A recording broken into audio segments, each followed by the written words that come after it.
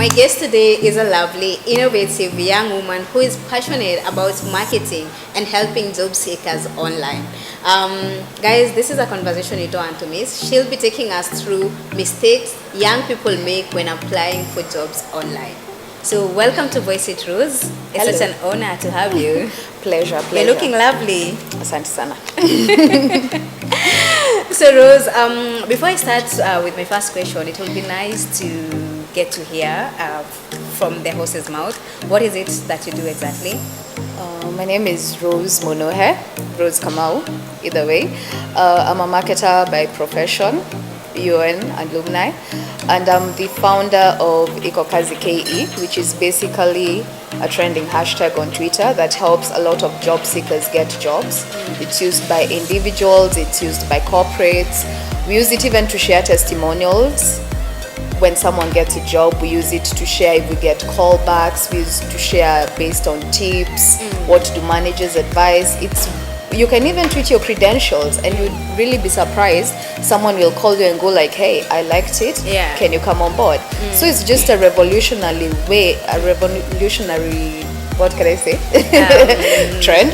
Yeah, actually in it's a this trend. digital age to just brand yourself differently and use your social media accounts, not just for leisure, but to lift yourself up as a brand and to create more opportunities. I like, now that you've brought it up now, it was going to be my first question. The Ikokazi idea. Guys, you've not heard of Ikokazi. Ikokazi KE is a hashtag on Twitter that job seekers and employers use to post job openings, right? Or look for opportunities online. Yeah. So Rose, I think this is one of the most brilliant actually trends I've seen online. Like, yeah. So how did you come up with this?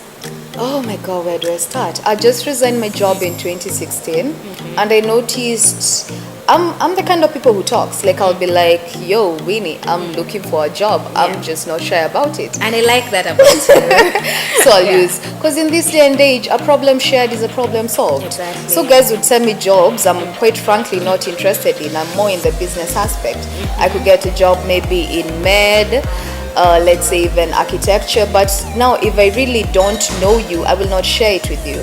Granted, people share because they care, but then you come to realize there are other people you can share with who are strangers and help them even elevate themselves. So when I started the Ikokazi, I was like, I'm getting a lot of jobs that quite frankly really don't suit me back and suit someone else. How do I share them? I was like, let's all use this hashtag and then everyone can get to see it, because you know how Twitter works is more of a numbers game. So the more times it's retweeted, the more times you check the hashtag, the more it's there. Exactly. And I came to realize it's not competing with job agencies, it's not competing with the newspaper, it's just another alternative for privately shared jobs. Especially, let's case in point, Facebook. Let's say someone like John, my friend John, he can share on his private account and you'd never see. Exactly. But when he goes to Twitter and he hashtags Ikokazi KE, It's open for everyone. it's open, it's an open market. And that's like the fascination behind it. And that's why it even trends every Monday in Kenya. It's among the top trending hashtags.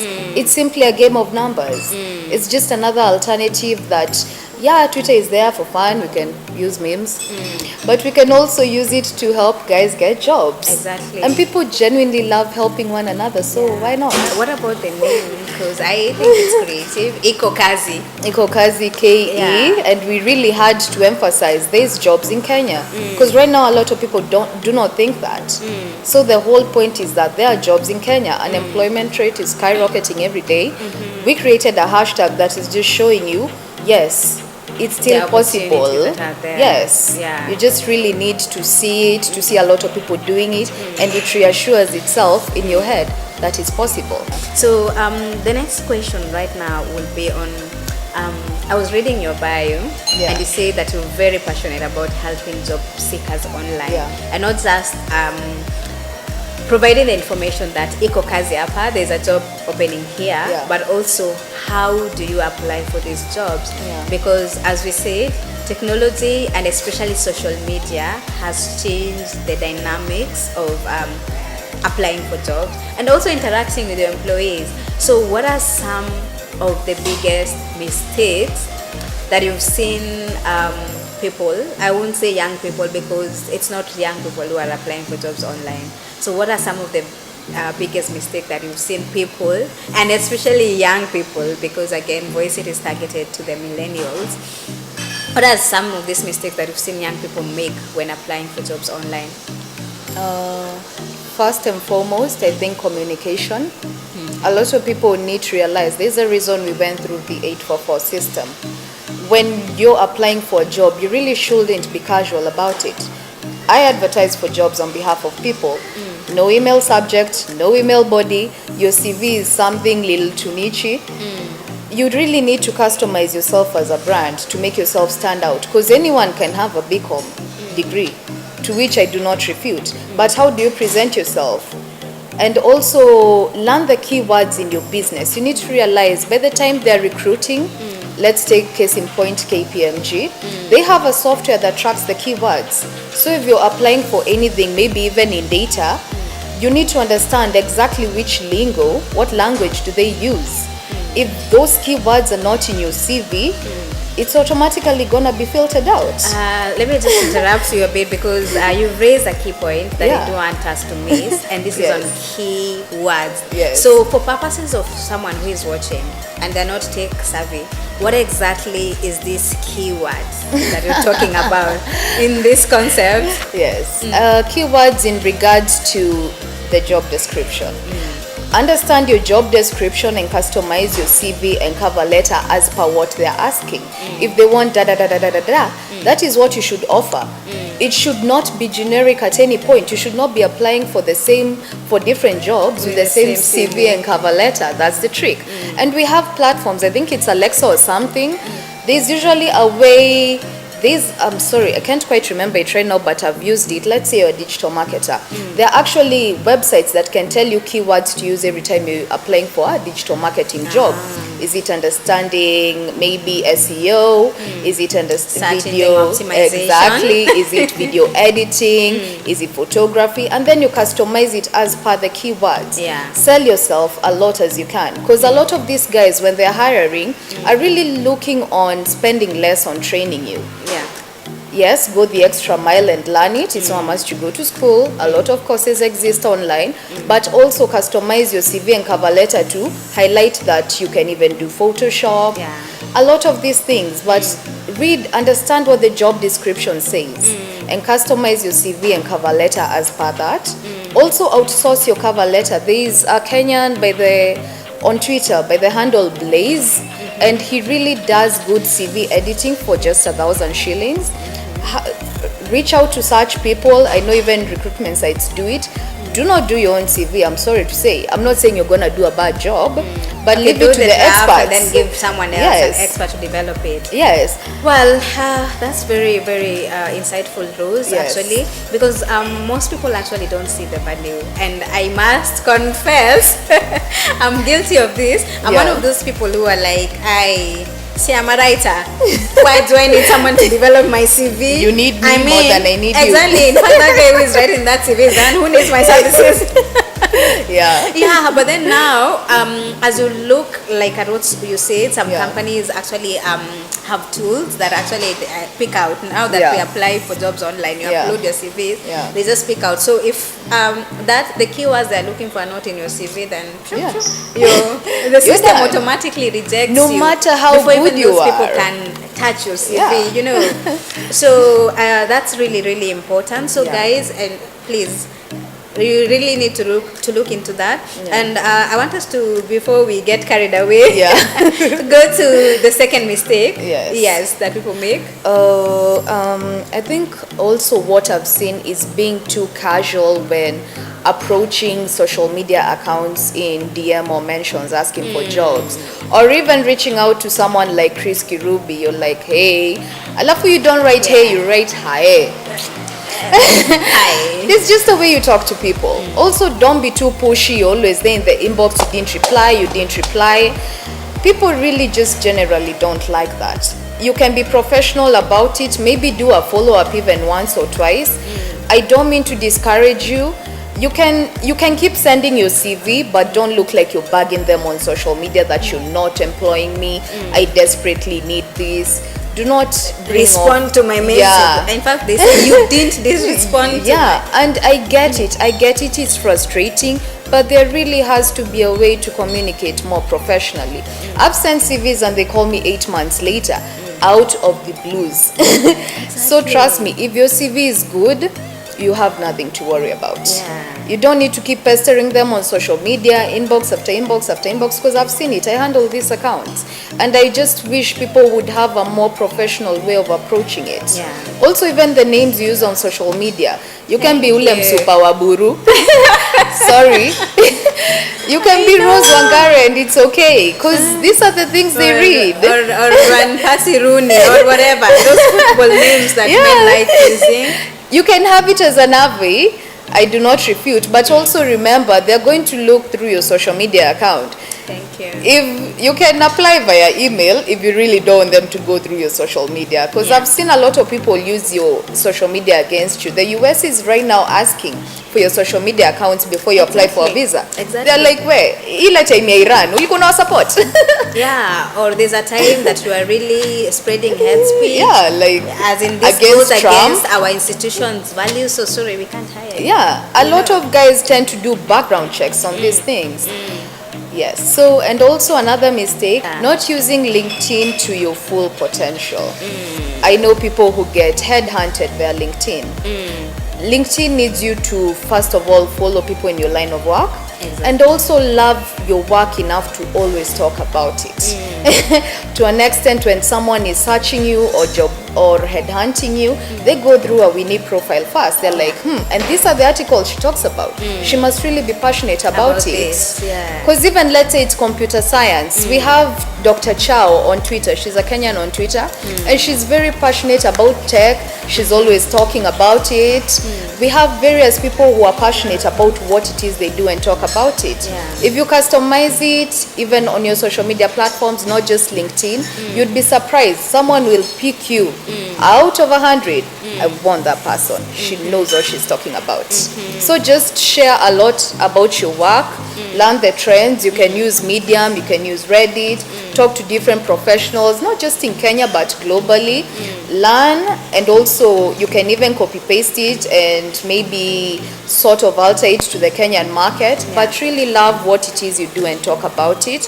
Eventually, even as a brand, it's going to help you go a long way, because at least when you walk into an interview room, you're not just John, the person applying, but John, the person applying, but goes the extra mile of being passionate, educating others, and businesses want those kind of people because it shows you're very innovative. Yeah, I really love that, and I love the LinkedIn bit. Yes. Now that you brought it up, we are not get carrying away, but we just want to bring it up. So not everyone understands what LinkedIn is. We don't want to assume. So basically, just highlight in a nutshell what LinkedIn is and why do people need to be there. Because people nowadays say, there's so many social media platforms. I can't keep up with all of them. I know. So why does every young hardworking person need to be professional, need to be on LinkedIn? Because that is where a lot of these MNEs, the multinationals, are. And you find someone like Microsoft even, when they're headhunting, they know exactly what it is they're looking for. Let's start with what is LinkedIn before we get to LinkedIn who is there. is basically, it's just a career application. It's where you go to brand yourself in regards to your career, that I'm this person, I'm a marketing professional, I'm a doctor, I'm a teacher.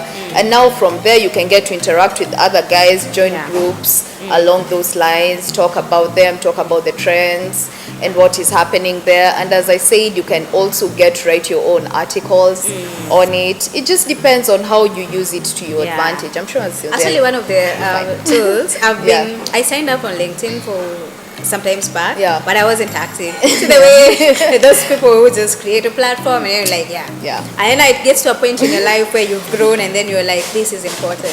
So you go back, edit. So one of the tools I realized they introduced, I don't know how recent that was, because like I said, I haven't been quite active before. It's there's a way you can engage people they're calling mentors in your industry, where you get insights. So I really love that, because it makes you connect with so many people. So like the people you look up to in the industry and you admire them, instead of sliding into their DMs now with those highs that we are talking about, go to LinkedIn and ask them for insights regarding a particular area. That way, that person will actually give you attention, right? Yeah. Exactly. So let's move to mistake number, is it 3? I think that's pretty much what I saw on my end. Maybe one final bit I can say, not necessarily a mistake, but a caution to anyone just applying anywhere, is just be very careful on fraudulent jobs. You need to realize when unemployment is rising, crime is rising. In any society, when a lot of things are not thriving, you'd expect crime to rise. So a lot of these guys, especially call me, if it's an organization like Britam, UNHCR, you know their websites. You know their emails are supposed to be custom. It's not supposed to be rose@gmail. It doesn't work like that. If it's KCB, it's kcb.co.ke, if it's Safaricom. So just really learn and understand a lot of these people want money. Do not give them money to either get a job, to either get an interview, to get... Why are you giving a money to someone you really don't know? I do not understand, unless it's charity. I like that you brought that one up. It's very important. Like, yes, again, as we're saying, the technology is providing jobs. So one of the jobs is for conmen to try. What's your committing? And so maybe, it's important to discuss the telltale signs of fraudulent job openings. And in addition to what you said, something else that I always notice, and I always say, too good to be true. See these jobs that tell you we are looking for this position, maybe social media marketer, no experience required, work from home, salary range 100K to 1. If the deal sounds too good to be true, think twice. Think twice. At least there are jobs that you will get, opportunities that you will get without experience, but they'll need you to have hands-on skills. It's true. And most of those jobs actually are not most of them jobs, they're trainings. Actually, speaking of trainings, now that we're into this space of helping people get jobs online, the other thing that is also important, I think we need to highlight is the opportunities for the digital courses. Because we understand that not everyone has the capacity to go to technical colleges and even the opportunities. So again, if you're not job hunting, but you're looking for a way, maybe I have a job, but as we're saying, technology is changing by day. You need to develop yourself so that you're better. So what are the ways to identify opportunities for trainings online that are aligned to your career? What I can advise is talk to the people in your line of work. You may not know something, but someone who's been in the game more than you for 5 years can definitely advise you. Go do this course, sign up to SlideShare, look for this. If it's Medium, follow these guys. They're like the head in this industry. They know what they're talking about. If it's Reddit, there are groups you can join. If it's Facebook, there are also groups you can join, and LinkedIn. But the key point is, if at all maybe you do not know where to get started and a simple Google search won't be the answer, talk to people in your line of work. Tell them you want to do this, there's Coursera, there's so many things you can do. If you just talk to someone, because it's my aunt actually was introducing me to it, my cousin, and all of them, different professions. One's a doctor, the other one's an engineer, but they're like, this works for us. Just go, learn this, maybe it will help you in marketing. I also have my former boss is called Fred. He's like, I think you need to learn this. If you want to learn SEO, you have to do the Google AdWords certification. Learn to talk to people. No man is an island. Exactly. You may not know where to start, but someone out there is always going to advise you for free, and you'd really be surprised. So guys, the key thing that my guests have been emphasizing on from last week is actually the need to just develop yourself. So anytime you're online, don't just be going to social media sites. It's good to go there, but also create some time. The same amount of time you're spending on Twitter chatting or on WhatsApp, create the same amount of time to go to Google and YouTube, which is also a search engine, and search for the trends in your industry. Because as we are saying, technology is replacing some of these jobs, and employers want people who are a bit extra. What's your call to action to the youth as far as leveraging on technology, both for employment and entrepreneurship goes? Do not be afraid to learn the trends, as we've said. Do not be afraid to reach out to people in your line of work and ask for help. Understand technology is not going anywhere. You might as well find ways for it to work for you. And that depends, as we've said, going back to the drawing board and even branding yourself. What do you want people to see you as? And also, when you go to the table, be able to back that up. Don't talk about things you know you cannot do. Thank you. Yes. Thank you so much, Ruth. Yes. That has been quite insightful. I've actually learned so much myself. So there are so many things that you brought about, some of the people that you've mentioned and the companies and the tools. So guys, don't worry, we got you covered. We are going to share and link in the description box below. Yes. But it was such a great pleasure having you. Guys, I hope you're taking notes. Okay? So thank you so much for watching. Let's interact with the content. We would like to hear your views on the conversation that we just had. If you have any additional tips to add on what Rose has said, please share in the comment section and let's have this conversation. If you haven't subscribed, please subscribe and join the VoiceIt Squad.